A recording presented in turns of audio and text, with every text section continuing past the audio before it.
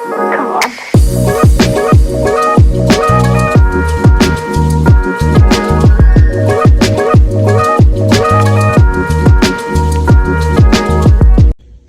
So guys, baklas muna natin yung turbo natin para dito sa ating Caliber SRT. Yeah. Yung dating kulay kasi black, pati ito kinulayan, so maaari mag-obstruct ng airflow doon sa intercooler niya. So gagawin ko, I will put it back to stock. So guys, ang planning sana na black and yellow yung team ng Caliber. So yung previous owner, meron siyang black and red. So gagawin kong yellow lahat, yung mga accent niya.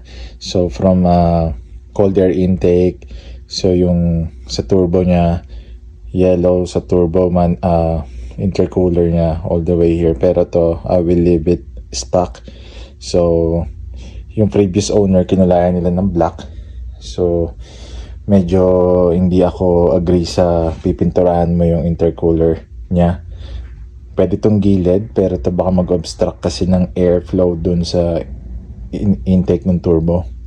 So may tatanggalin ko yung paint, and then I'll paint yellow on the sides, and then yun.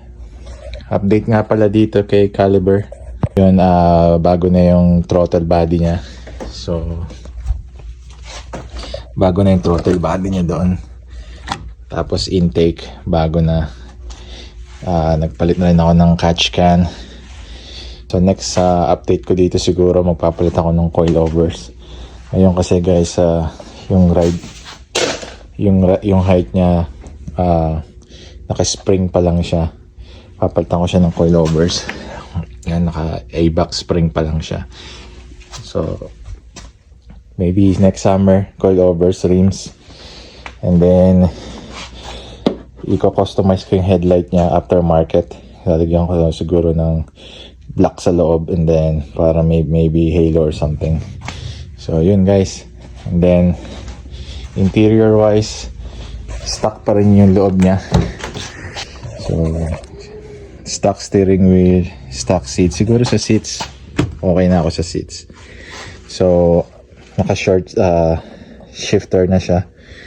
So aftermarket yung stereo niya, everything stock guys. Naka-tune lang siya for 91 octane for now, but I'm planning to do an octane 93. Maybe internal Jablo i3 Sport. Yan, additional info. So ito yung badge niya. So 2009 siya, black siya. Sa it's 543 out of 5,674. So yun yung history nito. Stock na stock pa rin guys. Ang kilometers niya nga pala guys, nasa 200,000. Kasi yung dating owner nito daily driven siya. So medyo tumaas yung kilometers niya. Pero sa akin pang sa summer ko lang siya. Tanggal natin yung turbo intercooler. Yo.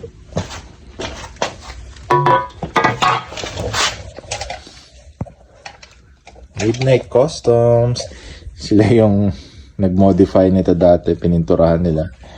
So medyo hindi ako agree dun sa pipinturahan mo yung intercooler niya, kasi yung mga fins niya baka mag-obstruct yung airflow niya sa loob. So i-strip ko yung paint, babalik ko sa OEM, and then I'll paint the sides yellow para magkaroon siya ng yellow accent. So yun yung team ko dito, black and yellow. So yun, update ko kayo guys sa next.